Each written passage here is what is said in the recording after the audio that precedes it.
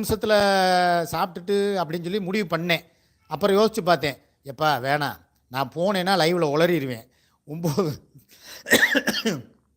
9 மணிக்கு லைவு, 8:50 ஆச்சு. நான் லைவை முடிச்சுட்டு வந்து சாப்பிட்றேன் அப்படின்றதுக்கு 1 மணி நேரம் எல்லாம் ஆறி போயிடும்.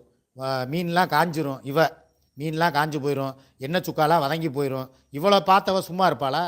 இப்போ வேணாமே, இன்றைக்கி ஒரு நாள் லைவ் போட வேணாமே அப்படிங்கிறா. சரி, இன்றைக்கி ஒரு நாள் லைவை கேன்சல் பண்ணுவோம், நம்மளாம் உட்காந்து சாப்பிடுவோம் சொல்லி சரி எடுத்து வை எல்லாத்தையும் அப்படின்னு சொல்லி பூரா டேபிளில் பூரா வச்சாச்சு. பூரா இருக்குது, சாப்பிட்டுக்கிட்டு இருக்கேன்.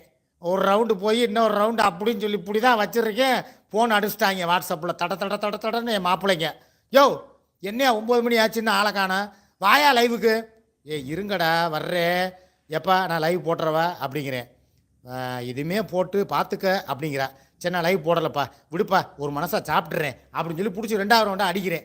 அடித்து முடிச்சோடனே பார்த்தா தடன்னு வாட்ஸ்அப்பில் ஒரே ஃபோனு வாய்ஸ் மெசேஜ். என் தங்கச்சிங்க, அண்ணே 9:05 ஆச்சு, 9:10 ஆகுது, எங்கண்ணே என்னண்ணே ஆச்சு உங்களுக்கு, ஏனே அப்படிங்குதுங்க. என்ன பண்ணுறது, சரி சமாளிச்சிருவோம், ஒன்றும் இல்லை, 2 ரவுண்டு தானே போயிருக்கு, ஒன்றும் பிரச்சனை இல்லை, அப்படியே உட்காருவோம் அப்படின்னு சொல்லிட்டு உட்காந்துட்டேன். உட்காந்து ஒரு 5 நிமிஷம் கூட ஆகலை.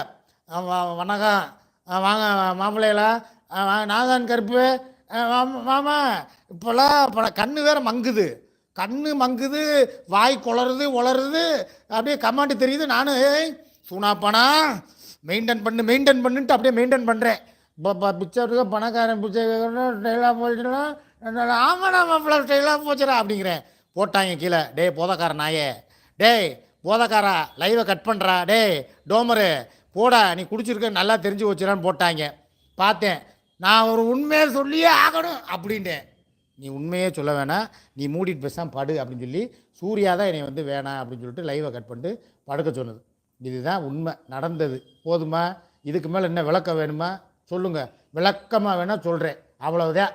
முடிஞ்சு போச்சு அதோட. அதுக்கப்புறம் ஒன்றும் இல்லை, பூவுக்கும் வேலை இல்லை, புஷ்பத்துக்கும் வேலை இல்லை, எல்லாம் முடிஞ்சு போங்க. சந்திரன்